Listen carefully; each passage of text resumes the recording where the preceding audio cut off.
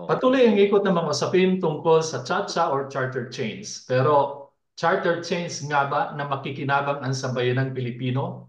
O magiging daan lamang ito para mabuksan ang konstitusyon at tuluyang baguhin ayon sa nais ng mga nagsipanukala nito?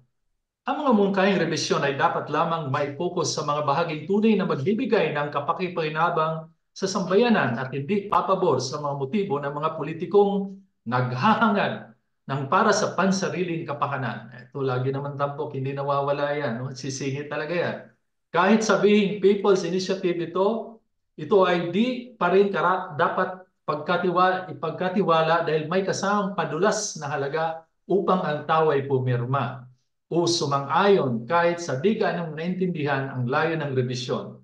Kaya bayan, maging matalino sa pagsusuri. Di lahat ng sinasabing gagawing rebisyon ay tutungo sa kapakanan ng mayorya. Kaya ito isa sa mga ika nga ating pag-usapan sa gabing ito.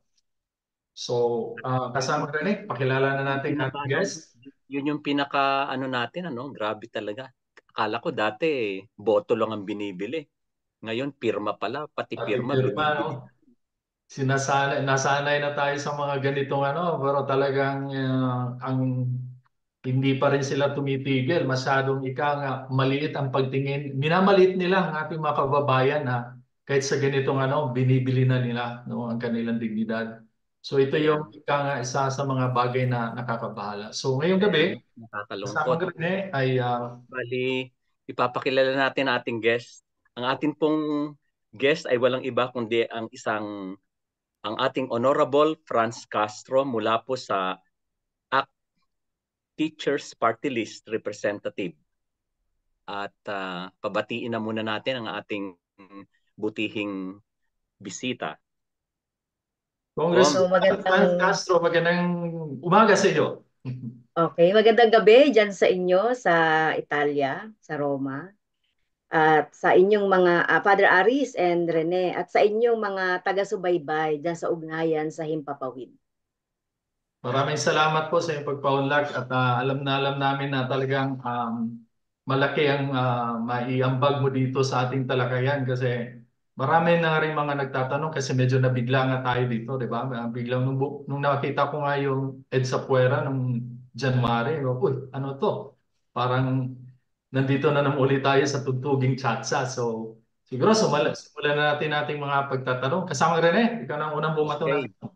Mhm. Bali, simulan po natin ang ating katanungan dahil medyo talagang napakainit ng issue ngayon at siguro naman ito rin ay maglalaman ng ano ang magiging hinaharap ng ating bansang Pilipinas at ng masang Pilipino para po sa kung sakaling matuloy. Ito po, bali po Congresswoman, bali ano po yung umiingay na panawagan ng Chacha nitong Enero? Lumabas ang TV ad na EDSA Puera ng Pirma, People's Initiative for Reform, Modernization and Action, at ang expose ni Congressman Edsel Lagman tungkol sa bayad pirma, paggamit ng pondo ng bayan at panlilinlang sa taong bayan. Kung Castro, ano nga ba ang Chacha at kailangan ba talaga ito? Yes, Rene.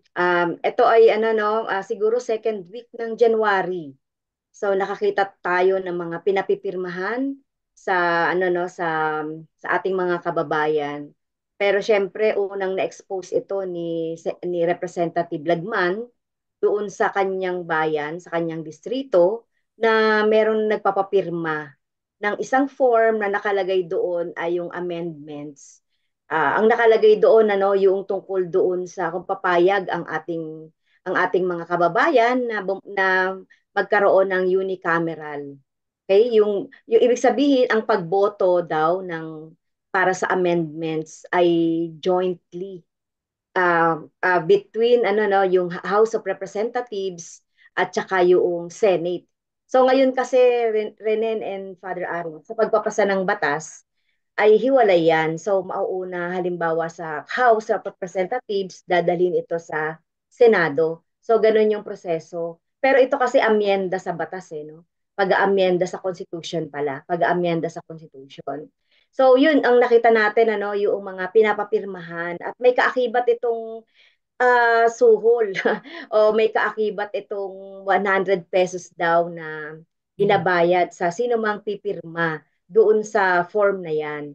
So hanggang sa nakita na namin talaga naging massive ang pagpapapirma kahit dito sa Quezon City, meron kami nakita sa San Mateo ng mga forms at saka dito sa Tarlac, Herona Tarlac at iba pa. Talagang ano na ngayon, sa ngayon nga Father Aris and Rene, sabi ng COMELEC, meron na raw 400 na mga areas na nag-submit daw ng ng pirma na ito.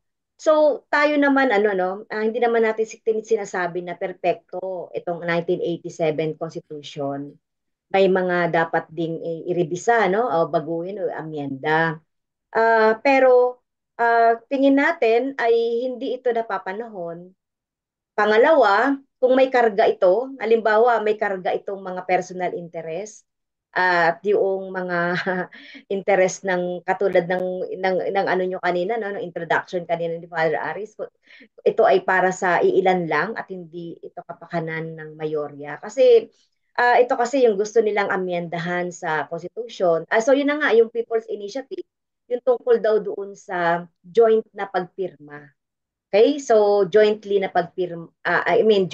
pagboto ng House of Representatives at saka ng Senate. So in essence, babalik tayo daw sa unicameral uh, form of legislation, di ba? So mukhang mukhang hindi naman papayag dito yung Senate at mawawala na ng check and balance. Kasi alam naman natin dito sa House of Representatives, hawak ito ng ng mayorya na kinukumpasan ng administrasyong Marcos Jr. Sa kung anong sabihin ng administrasyon ni Marcos, yun ang sinusunod dito sa mayorya. Yun ang composition dito sa dito sa House of Representatives. Tingin natin kahit na sinasabing independent ang Senate sa nangyaring pagpayag din ni Subiri na magkaroon na rin ng in fact nag-file siya ng um, yung RHB 6 yung tungkol doon sa yung ibang mga amendments na gusto nila. So tingin natin hindi ito napapanahon. Ang pangangailangan ngayon ng ating bayan ay syempre yung pagtaas ng sweldo. Ito yung problema ng ating mga jeepney drivers at maliliit na operators na by January 31 mawawala na sila sa kalsada. So ibig sabihin mawawalan sila ng trabaho, magugutom yung kanilang pamilya. Yung patuloy na pagtaas ng mga bilihin dito sa Pilipinas. Problema yan ng ating mga mamamayan, problema namin yan dito. At pang-apat, yung pagtataas ng mga utilities. Alam nyo ba, magtataas na yung presyo ng tubig, ng kuryente, pati PhilHealth, pati pag-ibig. At ito, yung presyo ng LPG, gasolina, patuloy yan na tumataas. So, ito yung mga problema, Dadagdag pa natin yung mga syempre yung kawalan ng kasiguruhan ng ating mga manggagawa sa trabaho. So ito yung inaagawan, yung sa West Philippine Sea, nawawalan na ng mapapangisdaan yung ating mga mangingisda. 'Di ba? At saka syempre, ito yung patuloy na pangangamkam ng mga lupa ng mga ng mga super rich ng mga mayayaman dito sa Pilipinas kasi itong land conversion hanggang ngayon ay hindi pa rin napapag-usapan.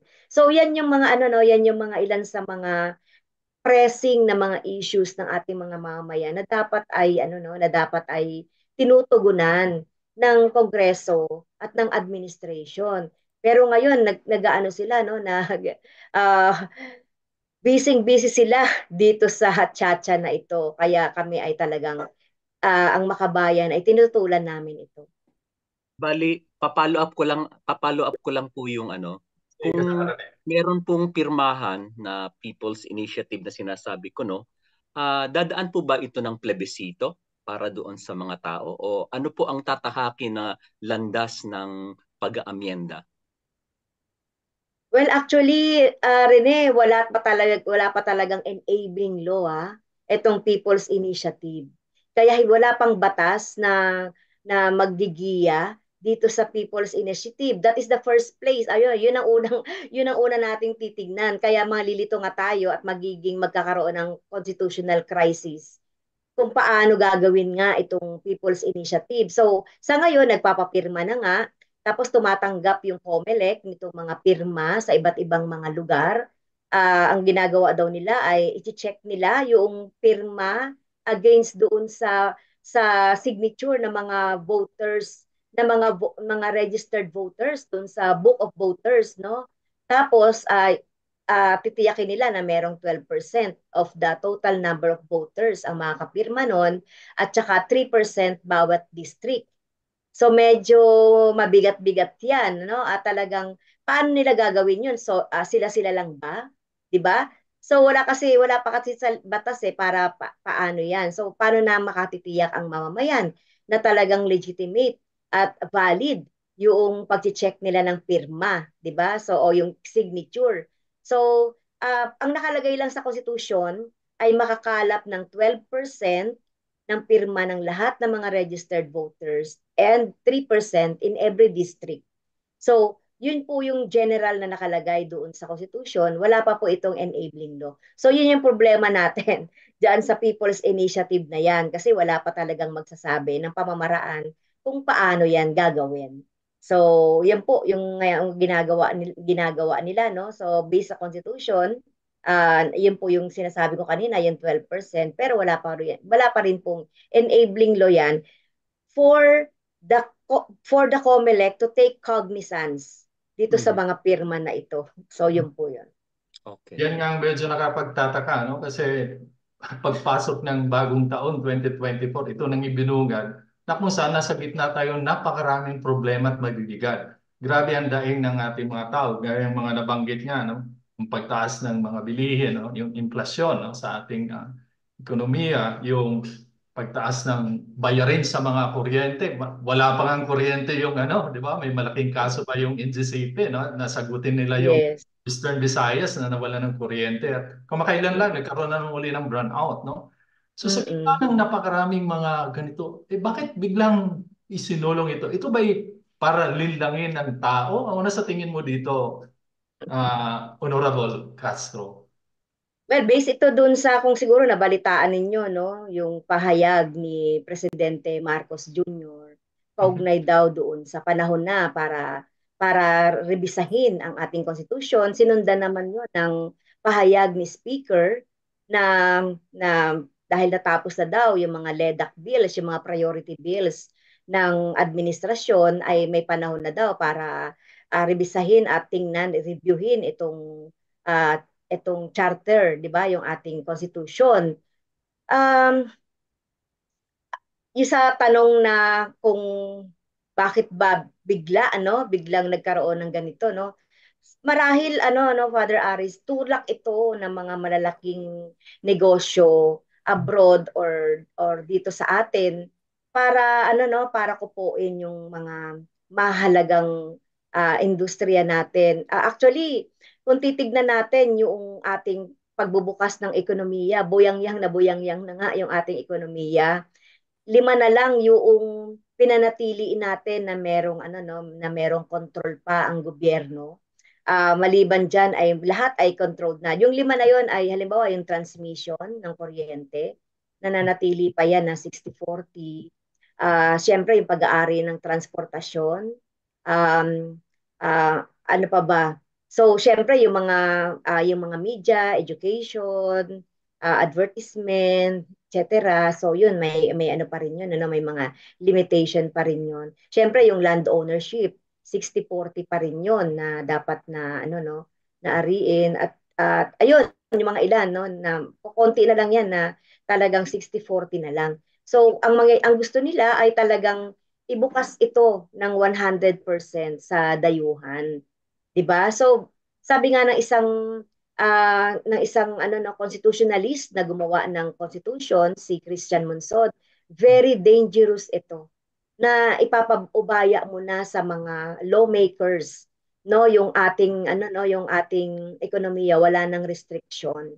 So yun yung gustong baguhin na hindi naman ito yung hinihiling ng ating taong bayan in the first place.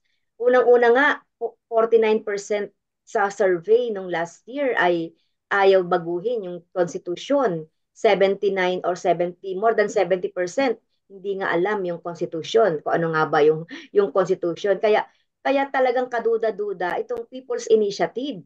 'Di ba sasabihin na massive yung pagpapapirma kung wala itong mga suhol o wala itong mga pagpapangako ng mga social services na karapatan naman ng lahat ng mga mamamayan, no? Basta kailangan nila dapat bigyan sila ng social services ng ating gobyerno, ay hindi na to kailangan na sabihin na meron silang payout, magkakaroon ng payout sa DSWD or sa DOH or sa DOLE. So ito kasi, no, kaya talagang malaking panlilinlang itong People's Initiative na ito. Para kanino ba? Hindi ito para sa masang Pilipino, kundi para doon sa interes ng mga iilan at mga dayuhang negosyo. So yun yung so talagang malaking panlilinlang. Naalala ko tuloy, di ba? Palabas na yata yung linlang sa Oo, updated ka, Father Aris, ha? Oo, siyempre Updated naman. ka sa ano, ha?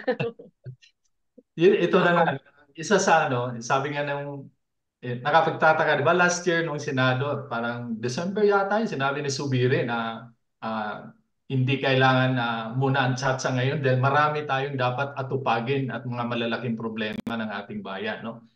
At pero ngayon ay bumigay si Subiri at sinabi kailangan baguhin ang mga probisyon lalo-lalo na sa ekonomiya.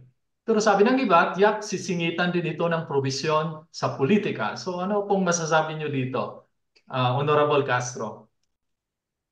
Well, talagang nakita natin, ano, ako personally, ang sabi ko nga dyan, lumuhod, no, tumiklop si Senator President Subiri.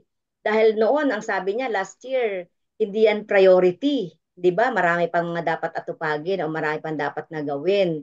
At ito nga yung sinasabi nga yung tungkol doon sa so bigla siyang nagbago. So hindi natin maiiwasan, ano, Father Aris, Rene, na maisama yung mga political provision. Kasi meron nga kongresista nagsabi nga kung binuksan mo na yung isang bahagi, bakit hindi mo babaguhin yung mga ilang bahagi o yung lahat? Para yung gano'n, nakakatakot yung gano'ng mga pronouncement. Baka sasabihin lang na economic provision lang.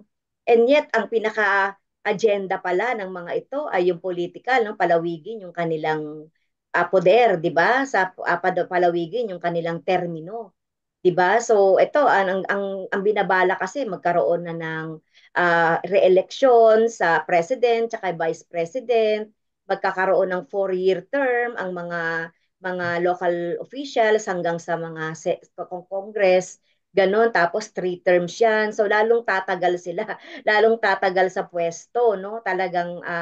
So talagang hindi maiwasan, Father Aris, na mabuksan yung ibang mga provision sa politika. So wag na lang linlangin ang mga taong bayan na sabihin nila ay economic provision. Yung economic provision na nga, panilinlang na nga yun, no? Kasi sabi nga natin, bukas na at very dangerous kung talagang tatanggalin pa natin itong mga restriction na ito.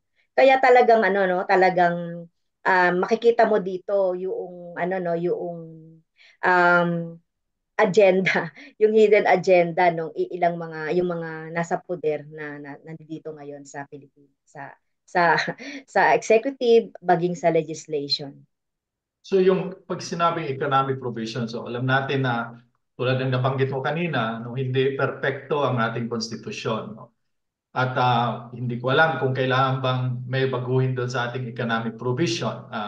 Kung susundan natin yung gusto ng mga ng mga ilan, no, na ibuyang yan ang gusto ang ating ekonomiya, I think hindi yun ang sagot, no, sa ating problema. Pero sa tingin niyo ba, meron ba dapat talagang baguhin sa economic provision na nakasaad sa ating konstitusyon? Well, sa ngayon, Father Aris, wala kami nakikita. Talagang gusto talaga nating proteksyonan. Halimbawa, kung ibibigay natin yung 100% na land ownership, ibibigay natin yung 100% ng transmission, 'di ba? So, ito na nga, no, ang nangyayari ngayon ngayon ay nagkakaroon na tayo ng krisis sa elektrisidad. At ito, by the way, yung NGCP, 40% niyan China, 60% Filipino.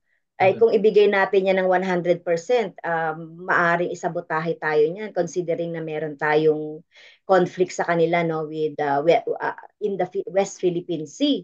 'Di ba? Tapos ito, kung 100% ibibigay natin. Ay, by the way, ba't nga napasama dito yung education, no? Sa ekonomiya, kaya nagtataka kami bakit gusto pa rin buksan itong education na hindi naman ito kasama sana doon sa ekonomiya. So, ayun, ano, yung sinasabi natin, kung meron mang sigurong dapat na baguhin sa constitution natin, na pinagmumulan ng korupsyon at kahirapan sa ating bayan, ay itong political dynasty. Kasi wala pa itong enabling law.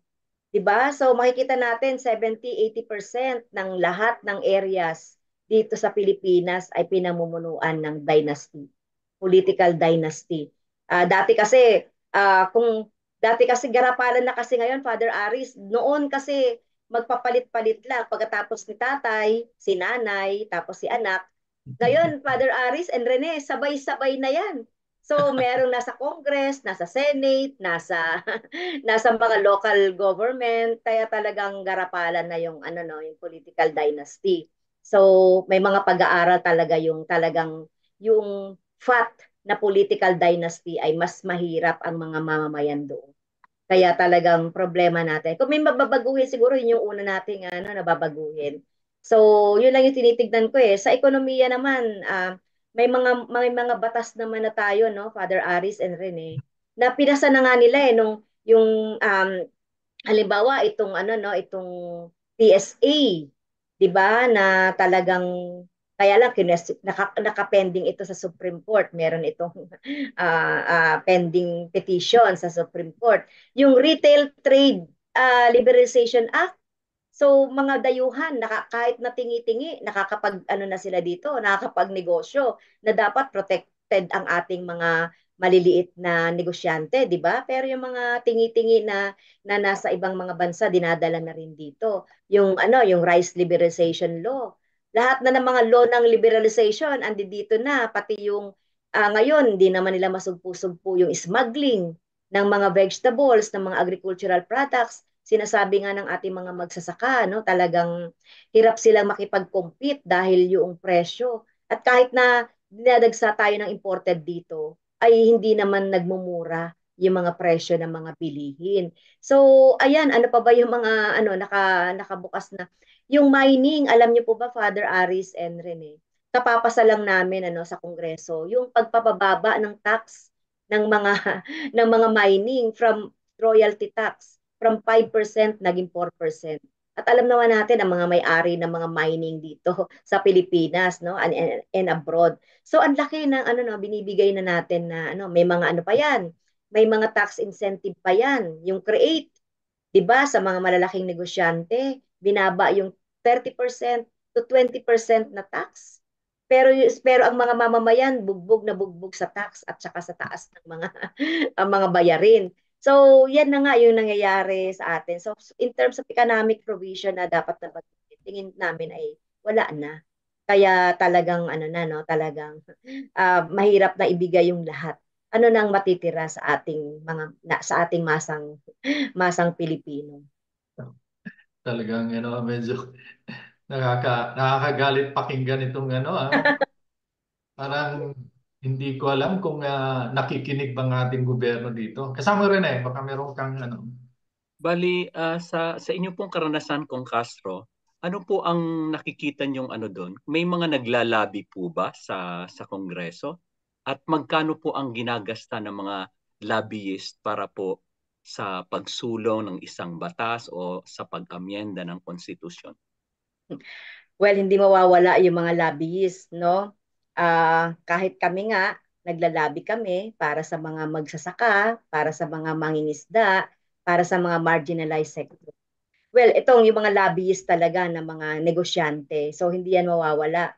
So, di tayo privy, no, Rene, doon sa kung magkano ba talaga yung ibinibigay. So for sure, meron yan na ibinibigay, no? Kaya hindi lang tayo privy doon sa mga lobbyist na yan. So halimbawa, itong sa industriya ng kuryente, di ba? So maraming mga malalaking negosyanteng nag-aagawan diyan. Ito, yung industriya ng transportation sa PUB Modernization Program, ang daming mga malalaking korporasyon din na gustong kupuin itong negosyo ng transportation dito sa Pilipinas. Halip na ang ating gobyerno ay tugunan yung transportation crisis, gawing efficient ang ating transportation system, ay binawatak-watak, no? So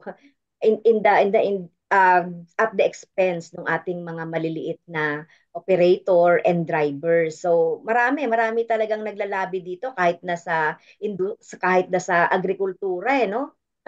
yung mga yung mga smuggler diyan, yung mga importer diyan. So hindi nawawala, no? Kaakibat nito yung corruption.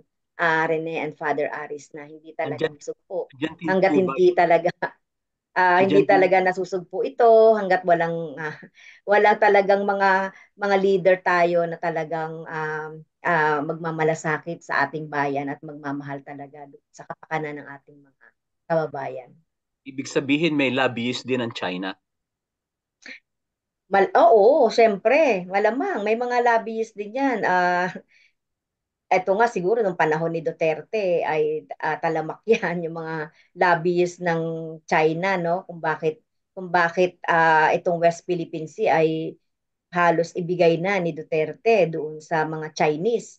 'Di ba? Yung mga pronouncement niya na yung atin daw na panalunan sa PCA, yung arbitrary, 'di ba? Yung sa ano, no, ay ano daw ay piece of paper lang. Yung mga ganon. Kaya talagang marami talagang lobbyist dito dahil sa pansariling kapakanan.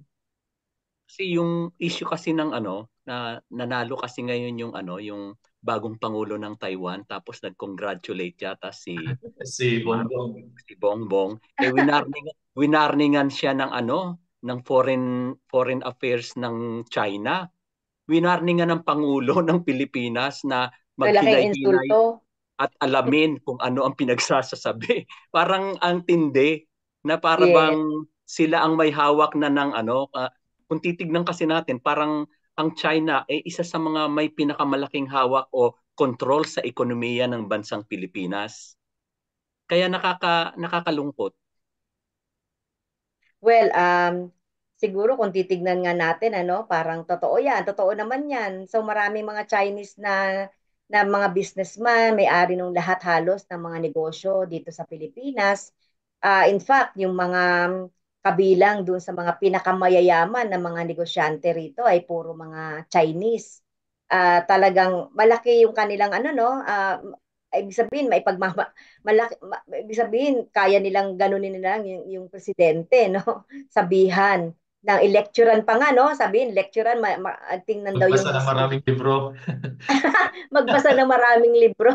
So nakakahiya, no? Nakakahiya 'yon ng ganon. Kailangan talaga i-assert natin yung ating soberanya at magiging bansa, no? Kasi Precisely. ganyan yung ating mga leader na kayang tumiklop sa mga tinaguri ang mga superpowers, no? Talagang wala nang pupuntahan tayo, no, kundi sumunod na lang sa kanila, tapunan na lang tayo ng kanilang mga sobra-sobrang mga produkto, 'di ba? Na tinatapunan na lang nga tayo ng halimbawa yung sasakyan daw, 'di ba? From China, yung PUB modernization, tinatapon na lang daw 'yan, no? Euro 4 daw, hindi na uso daw 'yan, hindi na raw talaga diyan sa Europa, Euro 5, 6, 7 na nga talaga yung ano, no, ginagamit. Pero dito tinatapunan ng Euro 4 ng China.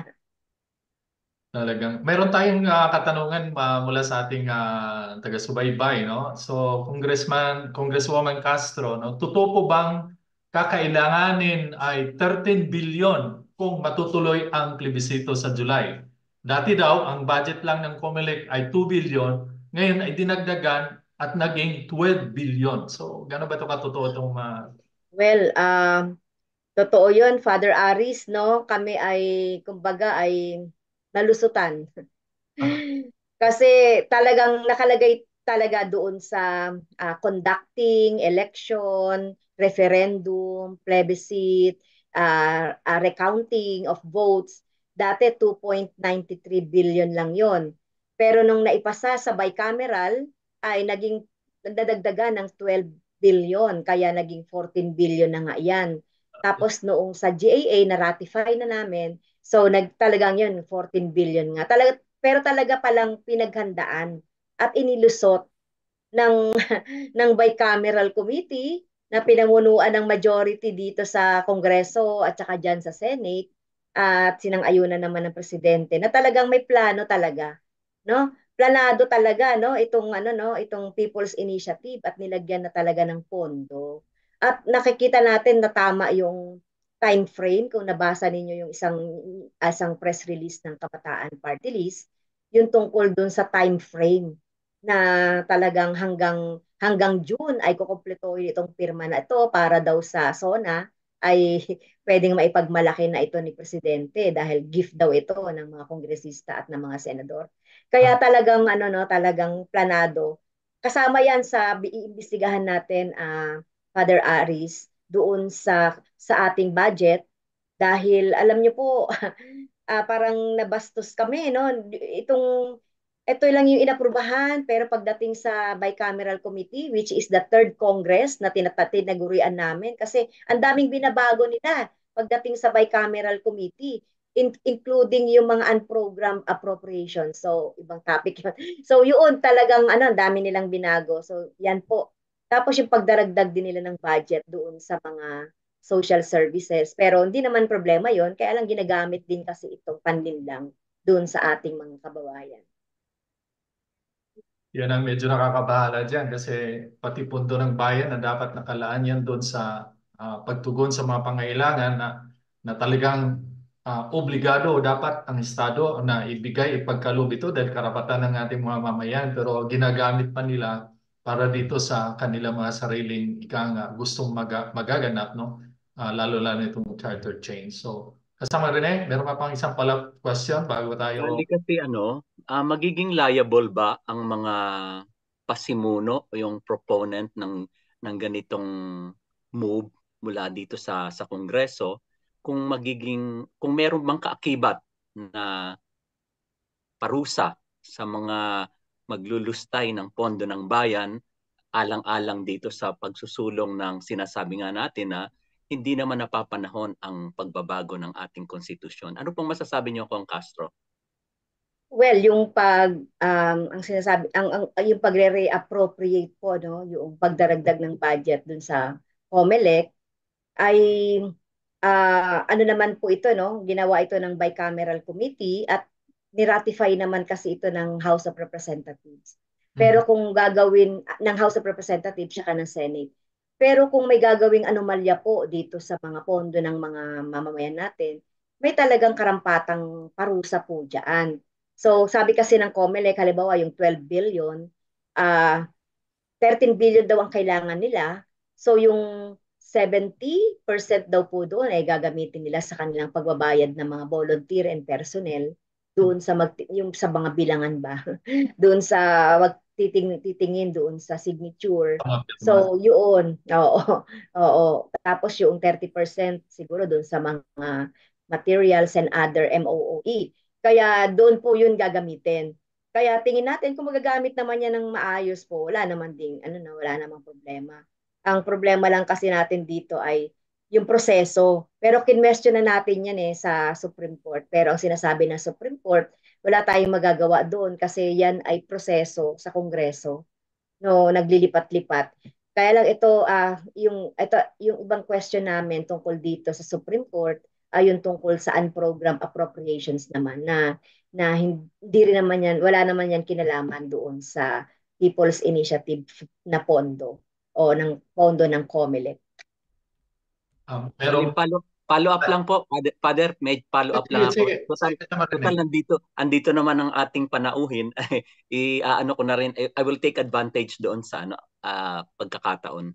Bali, naibasura po kasi yung kaso na ipinail ninyo. Ano po ang masasabi niyo tungkol dito? Kasi Ayun. sabi ni Mang Roque, hindi raw sapat ang ebidensya. Ano po ang masasabi niyo, Kong Castro? Well, ako ay lungkot, nadismaya, at Rene, lalo akong natakot, no? Dahil eto obvious yung pagbabanta sa aking buhay. At nakita lang ng prosecutor yon na parang joke lang daw ni dating Presidente Duterte, no? Parang sanay naman na daw ang Pilipino na parang nagjo-joke-joke lang. So parang double standard ito kasi alam nyo ba may isang teacher na nag-joke lang noong pandemya ay hinaras, kinasuhan, kinulong yung isang teacher. Ito, walang pinagkaiba sa sinasabi nilang joke lang ba ito. So, ako po ay talagang mas natatakot ngayon kasi kung ganito yung mga prosecutor natin at nakikita at hindi nakikita yung naging takot ko, no? Takot ng pamilya ko. At hanggang ngayon nga, very controlled pa yung ating mobilization dahil sa mga banta na ganito. Dahil merong history itong si ex-president Duterte, no, doon sa EJK, sa drug war niya, kaya talagang nakakatakot po. Meron din yung 300 na mga barel. Alam niyo po ba 'yon? Oh, Meron yun yung nga. private army. Kayang-kaya niyang gumawa ng ano, ay na pinap ano pa nga ano, meron pa kami nakita na inutos niyang patayin si dating Senator Trillanes. Kaya talagang ano nakakatakot po. At kami po ay ano na mag-aapila, ginagawa na po ng mga abogado natin yung karampatang ano no, apila para diyan po sa kaso natin. Merong may tanong dito sa ating audience, no? Hinggil din sa dugtong doon sa issue ng kaso, no? Sabi dito, sa pagka-dismiss ng kaso ni Duterte, patunay ba ito na merong hoodlum in Rome? So, hindi ko masyado maintindihan kung ano yung hoodlum in Rome. Hoodlum and robe. Hoodlum and robe po, ibig sabihin ay ano ba? Hoodlum kasi parang bayaran in robe. So, pero ako naman po, Father Aris, dahil nasa prosecutors, ano pa rin naman yan, kumbaga hindi pa yan umaakyat sa husgado, di ba? Mag-aapila nga po tayo para po baliktarin itong kaso at itong decision at magtuloy ito sa justice system natin. So ako rin po ay nagtitiwala pa rin naman kahit papaano sa ating justice system at sa ating mga mamayan. Huwag niya rin pong tanggalin yung tiwala ninyo dahil ito lang po yung tatakbuhan natin. So, marami po namang venue para umapela at mahaba pa po yung pwede nating lakbayin kaugnay dito sa kaso na ito. So, wala po tayong alam doon sa mga hoodlum and robe, pero hindi natin mawawalaan na isipin yun ng ating mga kababayan. Kasama rin meron pa pang follow-up bago tayo mag-wakas? Bali, ano na lang, siguro yung may nangyari na po ba na pag-amyenda sa konstitusyon na nakasalang sa Supreme Court? Um, Wala pa po na alam ko, pero nung panahon po ng ano no, nagkaroon po dati sa panahon ni Ramos, nagkaroon din ng People's Initiative Pero nabasura po 'yun dahil sa mga technicalities. May question din po mayroon din pong kaso ni Miriam Defensor Santiago sa Supreme Court kaugnay naman itong enabling law. Kaya yung sinasabi nga natin, wala pa pong enabling law kasi itong People's Initiative. Kaya doomed to fail. Tingin natin itong People's Initiative na ito. So Yung, wala pa pong mga amyenda na natuloy. yung po ba yung Santiago Doctrine? Yes, opo. Yung sa Okay. Santiago Doctrine po noong 1997 yata yun. Okay, so ang ating oras po ay mag-alas 10 na ng gabi. Pitong minuto na lang bago mag-alas 10 ng gabi at napakaganda ng ating naging talakayan dito. At Honorable Franz Castro, ano pong yung panghuling mensahe sa ating mga kababayan? Lalo-lalo, paano ba natin mabantayan ito at hindi magtagumpay yung ninanais ng mga iilan para dito sa pag-amyenda ng ating konstitusyon? Sa ating po mga kababayan na Lalo na po dito sa Pilipinas, no, na siya pong nagiging subject nitong People's Initiative. So pag-aralan po natin ang lahat nating mga pinipirmahan, ang magiging consequences at epekto nito sa ating buhay kung sakaling magkaroon ng amyenda sa ating constitution. So hindi naman po masama sana yung pagbabago ng ating constitution, pero dapat daanin ito sa proseso at sa tamang pamamaraan at hindi dapat tayo ay maengganyo sa mga maliliit na halaga na ang katumbas nito ay ang ating kinabukasan. Sa atin namang mga kababayan dyan sa Europa, dyan sa Italia, matulungan nyo rin po kami, no? Siguro sa inyong mga educational na mga activity sa social media, parang kasi ang ating mga Pilipino pinaka ano yan ano pinaka sokmed savvy ang mga Pilipino. So kung makakita po ng mga educational na mga post galing po sa inyo, ay baka matuto po ang ating mga kababayan at ma-realize nila na ano man po yung dapat na gawin ay dapat ay iniisip yung kapakanan ng nakararami at hindi ng iilan. Merong mensahe dito ng isa sa ating mga viewer, no? Si Viola, na mabuti na lamang at nariyan ang Makabayan Black para imbestigahan ng mga issues na pirmahan dito sa Chatsa. Pagpalain kayo, maraming salamat po. So mabuhay po ang Makabayan Black Salamat po. at maraming salamat Congresswoman Franz Castro at sa lahat ng mga na nunood sa gabing ito at sa umaga ito sa ating bayan. Maraming salamat po. So muli, Salamat po, salamat sa Congressman. pagpapaunlak.